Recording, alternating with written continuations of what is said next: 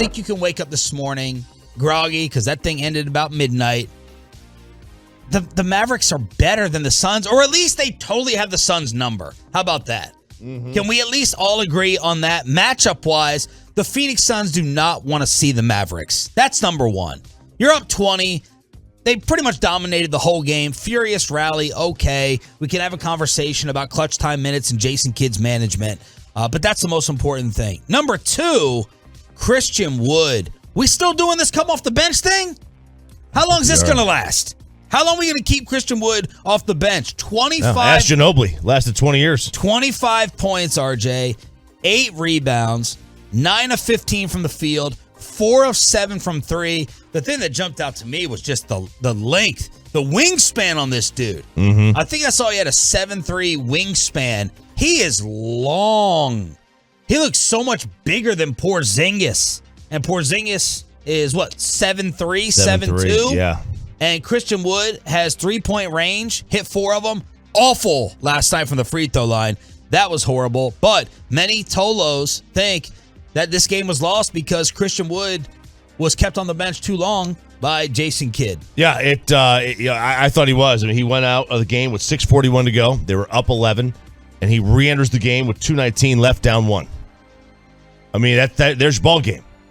He had been dominating that from a scoring perspective. He was really it. He was it for the Mavs. 16 straight points. That's Luka numbers. Yeah. Yeah, that's Luka numbers. So I still don't know why. I wonder what the explanation is as to why they left him on the bench so long. Maybe he got lost on the bench. Who knows? Matchups, whatever.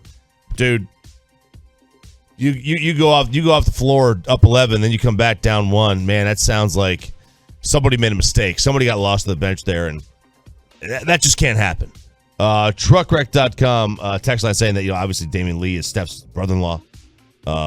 He which is part of the reason why he was so into the game. Okay, we can't hate Steph for that. No, but you can't wake your kid up, man. Come on now. You know better than that. I didn't know Steph had a sister. It might be his wife's. I don't know. His wife's. Might be his wife's sister. Wife's sister. Okay. I don't know what the deal is. And look, they didn't even have Jay Crowder last night. The very rare NBA holdout. Jay Crowder is not happy about his salary. He's holding out. Yeah. Like you see in the National Football League. Like you see in the NFL. Pulling an Emmett. The difference is that in the NBA, there's 82 of these things, man. They don't care. In the NFL, you got to get somebody in there. Jay Crowder ain't a holdout. Did anything else worry you about the way that the Mavs lost this lead? Obviously, missed free throws. Free throws are huge. 21 of 34. They shot 62% last night. Dinwiddie missed 2 big ones. JaVale McGee was 1 of 4. And then Christian Wood missed 7. And the final possession. Luka? Guys, that's the final shot you settle for? You're 10 feet beyond the 3-point line. Luka Magic. I know. Magic. I know. You're like 10 feet beyond the 3-point line. That can't be your final shot. Would you have 4.5, 6 seconds? You can't have that shot be. Nobody wants to go to overtime. No one wants to go to OT. No, and I'm okay with that. I'm okay with not wanting to go to overtime. Well, then you should be happy with a shot. I mean, a 3. But just a step back, semi-step back. That's his patented shot. I know. How about you work the ball around? You get an open shot somewhere. I don't know. Maybe it's just me. Who knows? But I don't think just dribbling around and then waiting for some 34-footer is the way to go. So Tim McMahon, Mavs Insider, was on yesterday with the G-Bag Nation, and they asked him, do you think Christian Wood will be the best player that Luka has played with up to this point in his career? I've heard that before, but it was from Christian Wood's agent. That might be Eric as well. You know what? I think that's going a little too far. I think Christian Wood is a very talented offensive player who he has a ton to prove. He's proven he can put up numbers. He has not proven he can contribute to winning. And so that is an awful lot to prove for him. I think he needs to worry more about contributing to winning than about his next contract. And I'll say this. The next contract that he gets, whether it's from Dallas or somebody else, is not necessarily going to be based on his points per game this season. It's, can he, for the first time in his career, prove he can contribute on the defensive end?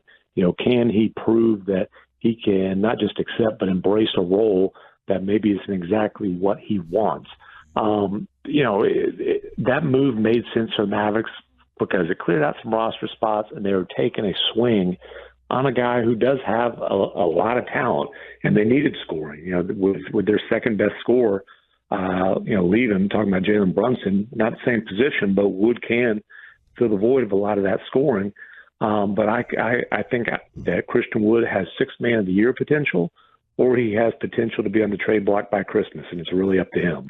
Wow.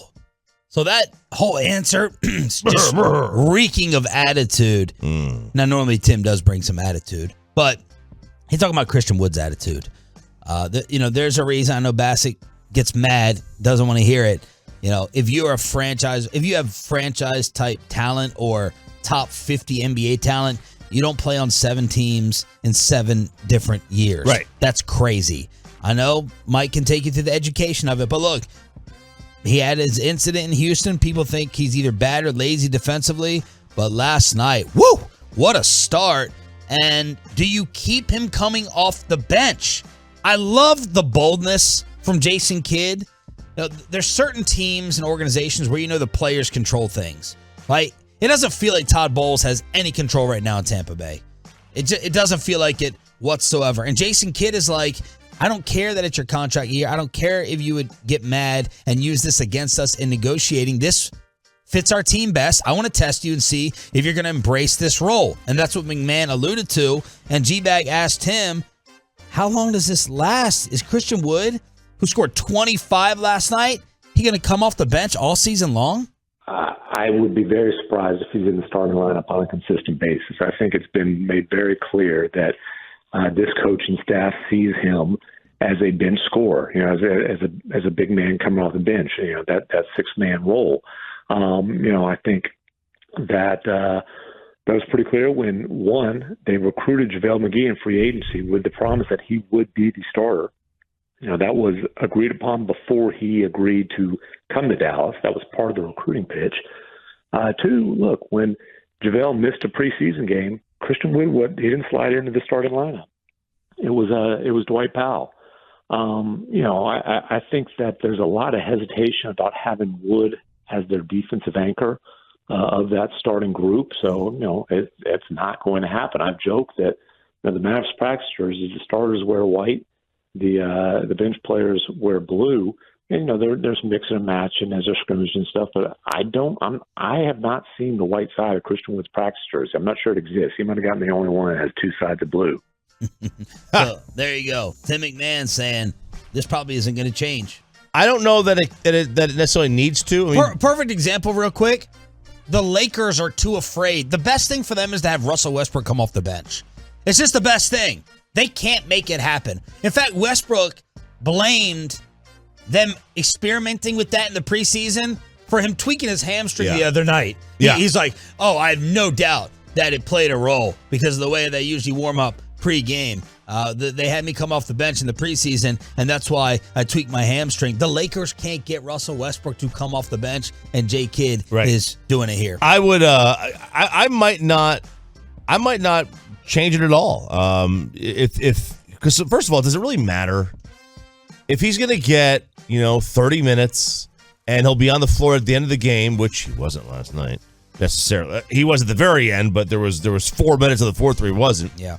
As long as he's going to be getting the same amount of minutes, I don't know that I care whether he starts or not. He played 24 minutes last night. I mean, there's a big chunk of minutes in that fourth quarter he could have played. Here's the minutes leaders from last night. Finney Smith played 38. Luka, he scored 35. He played 37. Bullock, 30. Dinwiddie, 28.